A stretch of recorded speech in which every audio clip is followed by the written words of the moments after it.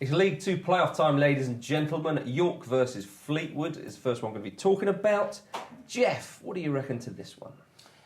Well, York are in pretty good form, 17 unbeaten. Absolutely. There weren't too many people who were expecting them to be where they are. Guy Mowbray, TV commentator, big York City fan. He's a massive York City fan, yeah. Right. And I had a chat with him a while ago about it, and he sort of said he can't believe they've gone from where they were to where they are now, and they've got a real chance. Fleetwood, though, are a team that have spent a bit of money, and I think they might be a little bit disappointed that they've not made the top three this season. But they have got. I mean, the captain Mark Roberts has got experience of promotion with Stevenage. York have got that.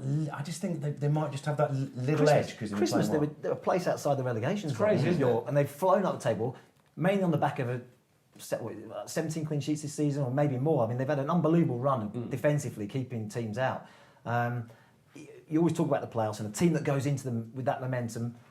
York probably ahead of Fleetwood at the moment. Yeah, you'd have thought so. I mean, Nigel Worthington, a lot of experience, York City manager, he said that Fleetwood were the Manchester City of that division with big money behind them. And he said they that had a £50 million fine. Well, they're not going to argue it if they do. He said that his team will be on their best behaviour, whatever that means. Yeah, I mean, you look at that league, he's got amazing pedigree. Northern Ireland, Norwich. I mean, internationally. International Premier League. You talk about the clean sheets. I have to think that's because of his time with Northern Ireland, a team where he's always the underdog. He has to breed a kind of stern backline. And the turnaround's been great. I think he's picked up some really good young players. The likes of Adam Reid and people like that from Sunderland.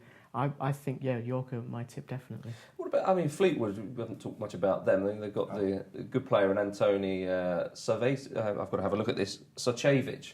Who's, I can't pronounce it, so I'll have to have a look at that one. But he's been fantastic. Scored 13 goals there. I mean, certain clubs are having a little look at him, I'd imagine. I think the Fleetwood story is a wonderful fairy tale. Yes, they've had some finance put into it, but what was it? 6 promotions in 9 years? Oh yeah. You know, they've really come from low down the Football League pyramid to get into the Football League.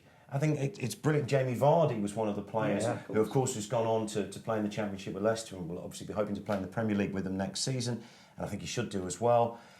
But to have that many promotions in quick succession, they've had some wonderful momentum, but they've just not been able to take that next step up into League One. This might be the year, though. Yeah, indeed. We've got to be careful as well, because often we say clubs need more money. When they get it, we can be a bit snooty.